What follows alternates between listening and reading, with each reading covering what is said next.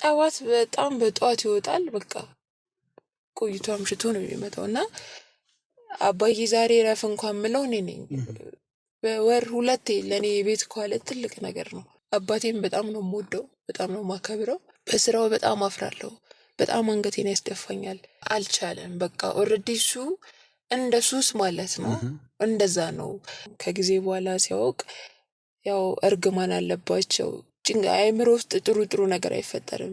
ምክንያቱም እጁም እንደዛ ነው፣ አባቴ እንደዛም ነው፣ አለባበሱም እንደዛም ነው። እና ምንድነው በጣም ነው ማፈቅርክ፣ አሁንም በጣም ነው ማፈቅርክ። እና እንዴ መተህ ብታዋራኝ በዚህ ያው የውስጤን እንኳን ተረድተኸኝ በዚህ መተህ ብታዋራኝ፣ አንዴ እንኳን ብታዋራኝ በጣም ደስ ይለኛል። በቃ እኔ እንጃ።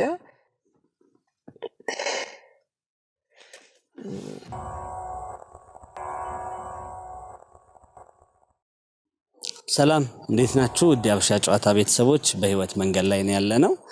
ዛሬም ያው እንደተለመደው አንድ እንግዳ ይዤላችሁ ቀርቤያለሁ። እንደተለመደው ፕሮግራማችንን ስትጀምሩ ላይክ ማድረግ አትርሱ፣ ሰብስክራይብ እያደረጋችሁ ቤተሰብ ሁኑን። ዛሬ አንድ እንግዳ ይዤላችሁ ቀርቤያለሁ። እንግዲህ ለየት ያለ ችግር ገጥሟታል። ይህን ችግሯን ሀበሻ ጨዋታ ጋር ቀርባ አዋዩን ለችግሬ መፍትሄ ፈልጉ እያለች ነው። እስቲ ባለጉዳዩን አስተዋውቃችኋለሁ። ለችግሯ መፍትሄ እንግዲህ ተባብረን መፈለግ የሀበሻ ጨዋታ ኃላፊነት ነውና ሀና እንኳን ደህና መጣሽ። እንኳን ደህና ቆየኝ። ዛሬ እንግዲህ ያው ከሀበሻ ጨዋታ ጋር ልንጫወት ነው። እሺ ደስ ይለኛል። እንግዲህ ሀና ምንድነው የገጠመሽ ነገር? ምንድነው ቤት ውስጥ የተፈጠረው ነገር? ዛሬ ከመጣጤ ስጀምርልክ ያው ሰፈሬ ሩቅ ነው በጣምና እናንተን ለማግኘት በጣም ጥሬያለሁ። እና በቃ በጣም ተቸግሬ ታክሲ እዚህ ለመምጣት በጣም ብዙ ፕሮሰስ አልፌ ነው የመጣሁት ማለት ነው። በቃ ብዙ ቻሌንጆች ገጥሞኝ ነው የመጣሁት። ግን አሁን ወደ ገጠመኝ ስገባለህ ምን ላድርግ ነው ማለት አባቴ በልመና ስራ ውስጥ ነው ያለው። እናንተ ምን ትላላችሁ ነው? አባቴ በልመና ስራ ውስጥ ነው ያለው እና ደግሞ በቃ ልጅ እያለው በጣም አባቴ ሀብታም እንደሆነ ነው የማውቀው። በሳንቲም በፌስታል ሳንቲም ይዞ ሲመጣ ነው የማውቀው። እና አባቴ ለእኔ ሀብታም እንደሆነ ነው የማውቀው። ግን ከጊዜ በኋላ አሁን ካደግኩ በኋላ ነው ያወቅኩት አባቴ በልመና እኔን እንደሚያኖረኝ።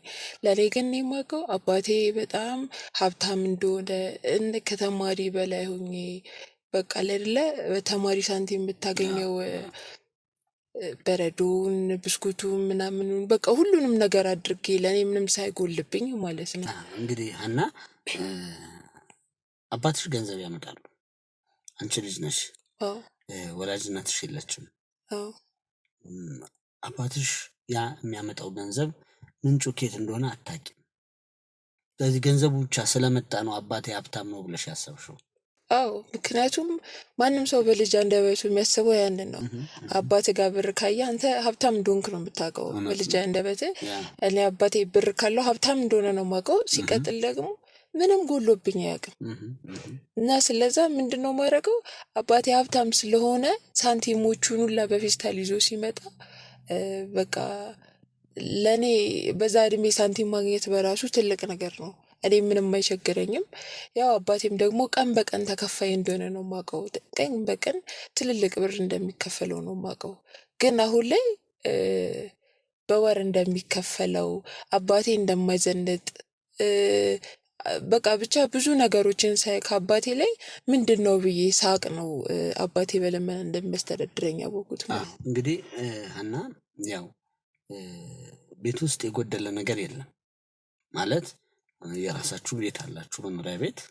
አዎ፣ ምንም የጎደለ ነገር የለም። ከዛም አልፎ የሚከራይ ቤት አላችሁ? አለ ነው። በቂ ገቢ አለ? በጣም በቂ ገቢ አለን። ከቤታችን ውጪ ሌላ 2 የሚከራዩ ቤቶች አሉን። ምንም አልጎደለብንም። አንቺና አባትሽ ብቻ ናችሁ? አዎ፣ እኔና አባቴ ነን። ግን ምንድነው ሁሌ ምን አይነት ተጽዕኖ ፈጠረብኝ መሰለህ? እኔ አሁን በዚህ ሰዓቴ ላይ ማግባት እፈልጋለሁ እና በጣም ወዶ ፍቅረኛ ነበረኝ፣ ባል ነበረኝ ማለት ነው። እሱ በቃ ከኔ ጋር ህይወቴን ስለሚያውቅ እንደዚህ ስለሚያየኝ በጣም ብዙ ላይፍ ውስጥ ገብተን ብዙ ነገር አሳልፈን ነበርና አባቴ ድንገት ስጋ ደዌ ነው የሚባለው እጁ ማለት ነው። ምንድነው በአማርኛ እጁ የስጋ ደዌ እንትን ያለበት ሰው ነውና አዎ እሱ ከጊዜ በኋላ ወደ ጋብቻ እያሰብን ቁም ነገር እያሰብን እንደዛ እንደሆነ ሲያውቅ ያው ህብረተሰቡ ማመለካከቱ እርግማን አለባቸው ምናምን አባቴም ደግሞ ልብሱን አይቀይርም ምናምን ለኔ ነው አባቴ ሀብታም በአባቴ እኔ አላፍርም በአባቴ አላፍርም ግን ምንድነው በስራው ነው ማፍረው እኔ አባቴም በጣም ነው የምወደው በጣም ነው ማከብረው በስራው በጣም አፍራለሁ በጣም አንገቴን ያስደፋኛል የሱ ልጅ በመሆኔ ሳይሆን እሱ እንደዚህ አይነት ስራ እየሰራ አምጥቶ ለኔ እንትን በሚለኝ በጣም አፍራለሁ ማለት ነው። እንግዲህ ውድ ያበሻ ጨዋታ ቤተሰቦች ያህን አባት የስጋ ደዌ በሽታ ተጠቂ ነው። ስጋ ደዌ ማለት ደግሞ ወይም ቁምጥና የሚባለው ህመም ነው። ይሄ ሳይንስ ያረጋገጠው በእርግማን ወይም በመቅሰፍት የሚመጣ በሽታ ጉዳይ ሳይሆን በፈንገስ የሚተላለፍ የቆዳ በሽታ ነው። ያው ጠንክሮ አድጎ ከፍ ብሎ ደግሞ የመቆራረጥ አቅም ያለው ነው። ይሄ በህክምና መዳን ይቻላል። ህክምናው ረጅም ጊዜ ይወስዳል። አባትሽ ህክምናውን ይወስዳሉ? አዎ ህክምናውን ይወስዳል። ግን ይሄ የልመና ነገሩን መተው አልቻለም። በቃ ኦልሬዲ እሱ እንደ ሱስ ማለት ነው። እንደዛ ነው። በቃ ሊተወው አልቻለም።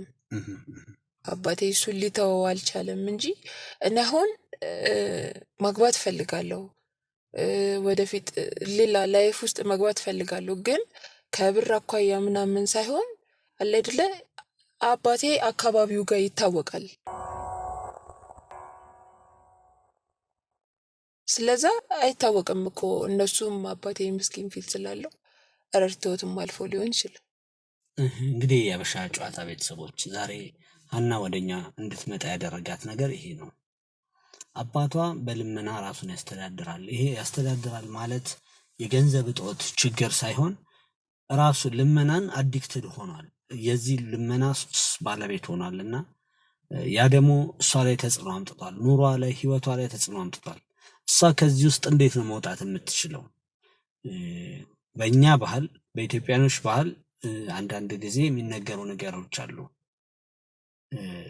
ልጅቷን አይተህ አባቷን አይተህ ልጅቷን አግባ፣ የእናቷ ሙያ ቀምሰህ ልጅቷን አግባ፣ እንዲህ አይነት ነገር የሚባሉ ነገሮች አሉ እና ወደ እሷ ህይወት የሚመጣው ሰው አባቷን ማንነት ሲያቅ ወደኋላ እየተመለሰ ነው። ምንድነው ማድረግ የምችለው? አዎ ይሄ ነገር አዲክሽን አለው። ስለዚህ እስቲ ያበሻ ጨዋታ ቤተሰቦች የእናንተን ሀሳብ አስተያየታችሁን ስጡን። እኔ ባደግኩበት በእኔ እድሜ ዘመን ከማውቀው ሰው አሁን በህይወት የለም። ወደ ካሳንቺስ አካባቢ የነበረ ሰው አራዳው የሚባል ለማኝ የነበረ አካል ጉዳተኛ የነበረ ቁልቢ በፕሌን ሄዶ ነው የሚለምነው። በኢኮኖሚ ያደገ ሰው ነው። ግን ይሄ አዲክሽን መሆኑ የልመና ሱሰኝነት መሆኑ ምንም ካፒታል ገንዘብ ሳይጎለው እንዳልኳችሁ ቁልቢ በፕሌን ሄዶ የሚለምን ሰው ነው። ምንድነው ችግሩ?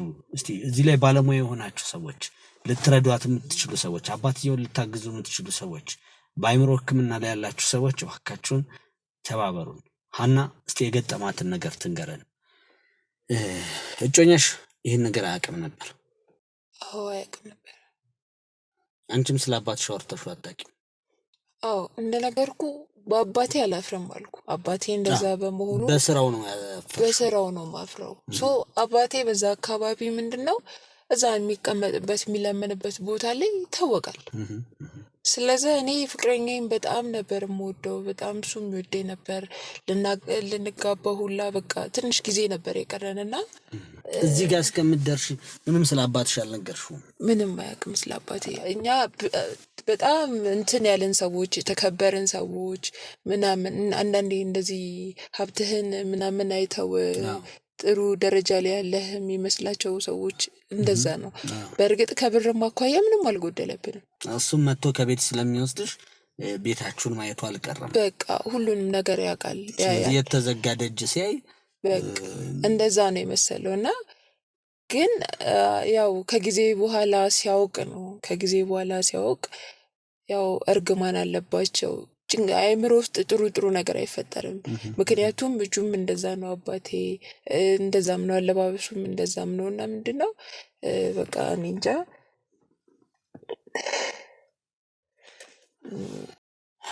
ውድ የሀበሻ ጨዋታ ቤተሰቦች እንግዲህ ትንሽ ሀና ትረብሻለች። እስቲ ሀሳብ አስተያየታችሁን የምታደርጉትን ነገር ልታደርጉ የሚገባውን ራሳችሁን በሀና ቦታ አስቀምጡና ምንድነው እናንተ በእሷ ቦታ ብትሆኑ ምንድነው ማድረግ የምትችሉት? እንዴት ነው አይዞሽ ማለት የሚቻለው? እንዴት ነው ነገሮችን ማስተካከል መቀየር የሚቻለው? እስቲ የእናንተን ሀሳብ የተሻለ መንገድ ካለ ጠቁሟት። እንግዲህ እንዳልሽው እጮኛሽ በኋላ ነው ያወቀው? አዎ ከጊዜ በኋላ ነው ያወቀው። ምንድን ያለሽ? ማለት ያው እርግማን አለባቸው ሲባል የእነሱ ህይወትም አሪፍ እንደማይሆን አወቀ ማለት ነው። ማለት ከሱ ጋር ብቻ ሳይሆን ያው ከሱ ጋር ስኖር ልጅ ይኖረናል፣ ፍሬ ይኖረናል እና ያ የምናመጣው ፍሬ አባቴ እንደዛ ከሆነ ጥሩ ላይሆን ይችላል። ብቻ ከብዙ መንገድ እኔ ስለሱ አላቅም፣ ስለሱ በጣም ሰወራ እረብሻለሁና። እንደው ግን አሁን ምንድነው ያው የሰለጠነ ጊዜ ላይ ነው ያለነው። ይሄ በሽታ በዘር እንደማይተላለፍ ሳይንስ አረጋግጦልናል። እርግማን እንዳልሆነ የፈንገስ አይነት እንደሆነ ሳይንሱ ያሳውቆናል። እና እዚህ ዘመን ላይ ሆነን እሱስ እንዴት ነው ያሰበው? ማለት አንቺ የዚህ በሽታ ተጠቂ አለመሆንሽን አባትሽ ደግሞ ሕክምና ላይ መሆናቸውን ይህንን እንግዲህ ያው ስንወድ ሁሉንም ነገር ነው የምንወደውና እዚህ ላይ ምንም አላወራችሁም? በቃ ምንም ያወራነው ነገር የለም። እንደዚህ የተለየ ነገር የለም። ያው እርግማን እንደሆነ ነው ማለት እሱም ጥሩ ህይወት እንደማይኖረው እርግማን እንዳለብን በዘራችን እርግማን እንዳለብን እና እንደዚህም አይተህ የምደነግጠው ነገር የለም። በሰውኛ ተፈጥሮ ነው። እንደዚህ ስታይ ወይ ትጸየፋለህ ወይ ትደነግጣለህ። እና እሱም ጋር ሲመስለኝ እንዲህ ነው የተፈጠረው። ከዛ ጊዜ በኋላ ጭራሽ ተገናኝተን አናውቅም። ይሻሽሻል። አዎ ጭራሽ ተገናኝተን አናውቅም። ምክንያቱም ስለሱ እኔም ነግሬውም አላውቅም። አባትሽ እንደው ለማውራት አልሞከርሽም ስለዚህ ጉዳይ? እንደው አባዬ አትውጣ ልመና ይቅርብህ አላልሽውም? ማለት ሊተው አልቻለም። አንድ ሰው በነገራችን ላይ ከቅርብ ጊዜ ጀምሮ ነው በወር እንኳን 2 ቀን ማሳረፈው። ዛሬ እረፍት ነህ ብዬ እኔ በግድ ነው ማሳረፈው እንጂ ከወር እስከ ወር ስራ እንደሆነ ነበር የማውቀው። በቃ እሱ ጠዋት ተነስቶ ወደ ልመና ይወጣል። በጣም በጠዋት ይወጣል። በቃ ቆይቶ አምሽቶ ነው የሚመጣው እና አባዬ ዛሬ እረፍ እንኳን ምለው እኔ ነኝ።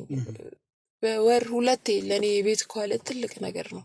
ምክንያቱም ከአባቴ ጋር ብዙ ቁጭ ብዬ ተጫውቼ አውርቼ ስለማላቅ እሱን ቤት በማገኘበት ሰዓት በጣም ነው በቃ ደስ የሚለኝ። ምክንያቱም እንደ አባትም እንደ እናትም ሆኖ ያሳደገኝ እሱ ስለሆነ።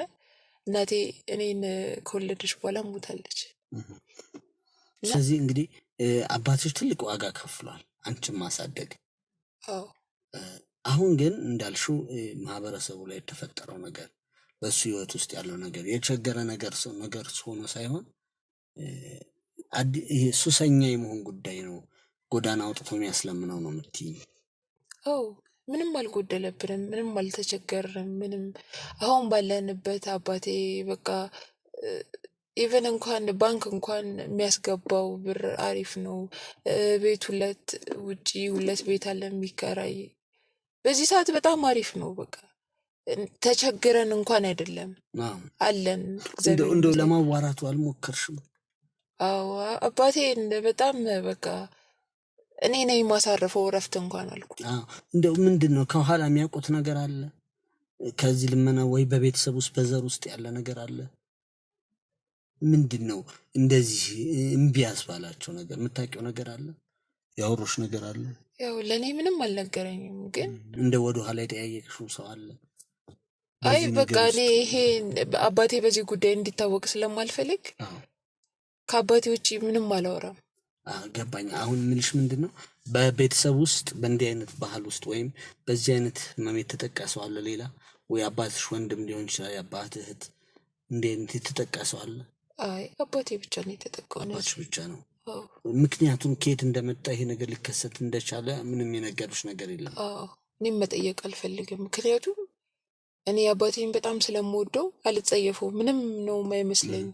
ለዛ እኔም አልጠይቀውም። ኖርማል እግዚአብሔር የፈጠረው ሙሉ እጅ ሙሉ እግር አለው ብዬ ስለማስብ ያ ለእኔና ለሱ ምንም ነው፣ ለእኔና ለአባቴ። እንግዲህ አሁን እንዳልኩሽ ምንድነው ሳይንሱ የሚለው ይሄ በሽታ በፈንገስ ነው የሚተላለፍ ነው።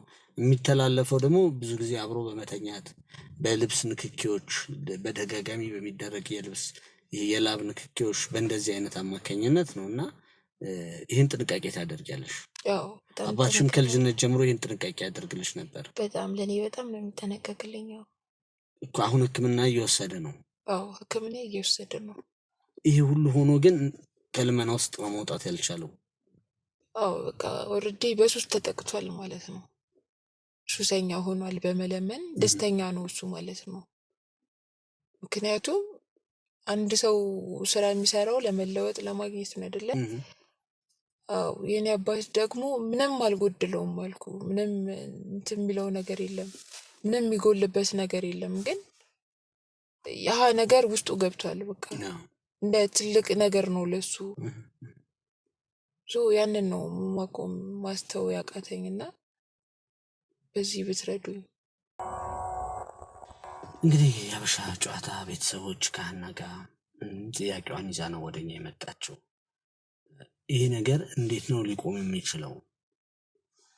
ወደፊት ያለውን የኑሮውን ሁኔታ የህይወቷን ሁኔታ ላይ እየተጋፋት ነው ያለው እና እናንተ ምንድን ነው የምትሉት? በምን መልኩ ብታደርግ ነው አባቷን ከዚህ የልመና ስርዓት ውስጥ ከዚህ በአእምሯቸው የተጠቃው ልመና የሚባል አዲክሽን እንደ ሱስ እንደ መጠጥ እንደ ሲጋራ አባቷ በዚህ ሱስ ተጠምደዋልና መላቀቅ ትፈልጋለች፣ እንዲላቀቁላት ትፈልጋለች። ምክንያቱም ያኛውን ተጽዕኖ አልቻለችውም። እንዴት አርጋ የሚለውን ነገር እስቲ በእናንተ ሀሳብ አስተያየታችሁን አስቀምጡላት። ምንድን ነው የሚሻለው? ይሄ ከባድ ነውና ምንድን ነው እንዴት ብታደርገው ነው የሚሻለው? ሸክሟን ነው እንግዲህ ወደኛ ይዛ የመጣችው። በዚህ አጋጣሚ የሀና እጮኛ ይሁንክ ያለውን ነገር እውነታው ይሄ ነው፣ ምንም ማለት አይደለም ማለት አንተ እጮኛ ያረካትን ሀናን አካል ጉዳተኛ የሆኑት አባት ናቸው ያሳደጓትና እውነት ሀናን የምትፈልጋት ሀናን የምትወዳት ከሆነ በዚህ በችግሯ አብረህ በመቆም አግዛት። በዚህ አይነት ተመሳሳይ ህይወት ውስጥ ያላችሁ ሰዎች ለምትወዱት ሰው ለምታከብሩት ሰው በችግሩ በደካማ ጎኑ አብራችሁ በመቆም የችግርን ክፉ ጊዜን በማሳለፍ ተባበሩ። የማያልፉ ደግሞ የመከራ ሌሊቶች የሉምና ሁሉም ነገር ያልፋል። ሀናን እጮኛሽን ከዛ በኋላ አላገኘሽውም? አዎ ማለት ባንዴ መለየት ይከብዳል። እኔ ጠብቀው ነበረ፣ በጣም አስበው ነበር። በጣም ነው ማፈቅረው፣ በጣም ነው የምወደውና በቃ ይህ ምክንያት ሆነና ተለያየን እንጂ ሌላ በምንም አንጣላም፣ በምንም አንጋጭም። በቃ ለኔ እሱ ትልቅ ነው፣ ቃል የለኝም ሁላ። በጣም ነው በቃ በጣም ነው ማፈቅረው፣ በጣም ነው የምወደው። ሁሉ ነገሬ ነው። ሲከፋኝም ስደሰትም እሱ ጋር ነው የሚሄደው። የኔ የምለው ሰው ነው። አሁን መለየቴን ሳስበው በጣም ማለት ማሰብ ማቆም አልቻልኩም። በህልሜ ነው እስክል ድረስ፣ ምክንያቱም በጣም ነበረ ማፈቅረው እና ያው ምንድነው ማስተላለፍ የምትፈልጊው መልእክት አለ? በጣም ነው ማፈቅረክ፣ አሁንም በጣም ነው ማፈቅረክ እና እንዴ መተህ ብታዋራኝ በዚህ ያው የውስጤን እንኳን ተረድተኸኝ በዚህ መተህ ብታዋራኝ፣ አንዴ እንኳን ብታዋራኝ በጣም ደስ ይለኛል። እንግዲህ ሀና የሀበሻ ጨዋታ ፊት ለፊት መተሽ ይህን እውነት ነግረሽናል፣ አባትሽ ያሉበትን ችግር ነግረሽናል። እኛ ደግሞ አንድ የምንልሽ ምንድን ነው አባትሽን በግልጽ አውሪ። በሱ ምክንያት የተፈጠረውን ነገር ንገሪው። ይሄ ነገር ካልቆመ የወደፊት ያንቺን ህይወትም ደግሞ እንደሚረብሽ፣ ምክንያቱም ለአባትሽ ያለሽው አንድ ሀብት አንቺ ነሽ። ለቅሞ ከሚያመጣው ሳንቲም በላይ ሀብቱ አንቺ ነሽ እና ያንቺን ህይወት ቀጣይ ህይወትን ማስተካከል የሚችለው እሱ ከዚህ ከገባበት ሱስ መውጣት ሲችል ነው። ስለዚህ ይሄን እውነት ንገሪው ለአባትሽ። ምንድነው የሚሻለው እንግዲህ እሱ አባት ይወስናል። ምክንያቱም ከአንቺ የሚበልጥበት ነገር የለም። የተፈጠረውንም ነገር እጮኛሽ እንዴት እንዳጣሽው ምክንያቱ ደግሞ እሱ መሆኑን ንገሪው። ከዛ በበለጠ ደግሞ እስቲ የሀበሻ ጨዋታ ቤተሰቦች የሚሉን ደግሞ እናያለን። አንቺ በርቺ። ያው ያለው ነገር ልብ ይሰብራል፣ ቢሆንም መበርታትና ጠንካራ መሆን ይፈልጋል።